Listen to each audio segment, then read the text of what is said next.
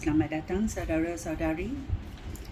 Kita belajar mengenai pelayanan satu sama lain.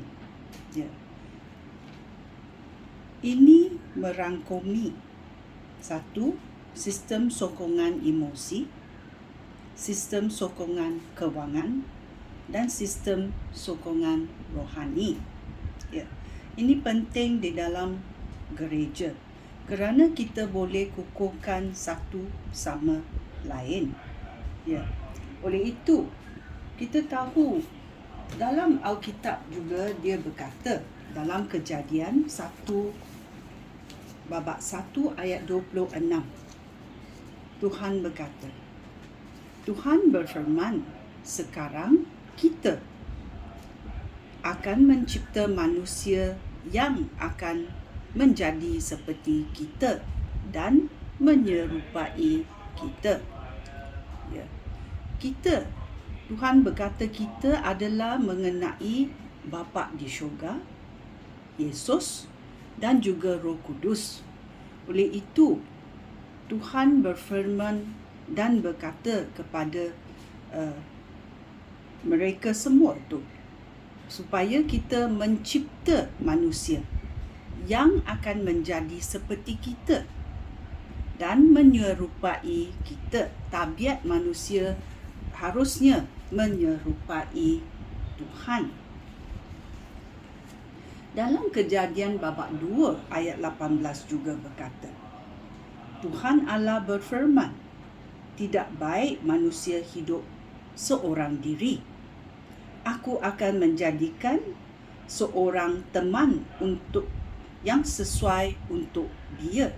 So, bila Tuhan mencipta Adam, kemudian dia mencipta Hawa, seorang teman untuk Adam.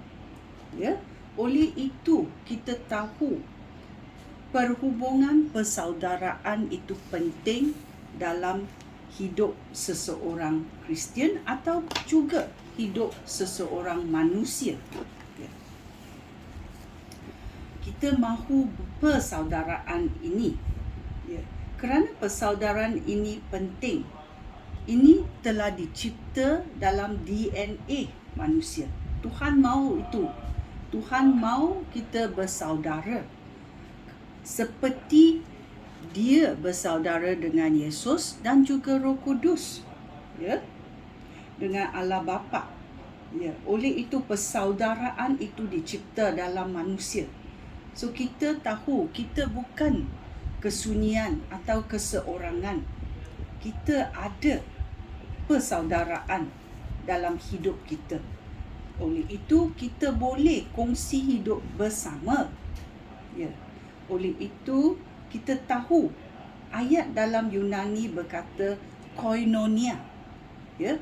Iaitu bermakna persaudaraan. Yang pertama, kita mesti kongsi hidup bersama dalam kepentingan bersama adalah kepentingan mengenai Yesus. Seperti dalam gereja, kita datang bersatu kerana Yesus, kerana kita mahu menyembah Yesus. So kita tahu persaudaraan ini boleh memenuhi emosi yang kita perlu. Kerana setiap orang tidak boleh keseorangan. Dia mesti ada persaudaraan. Penting dalam hidup seseorang.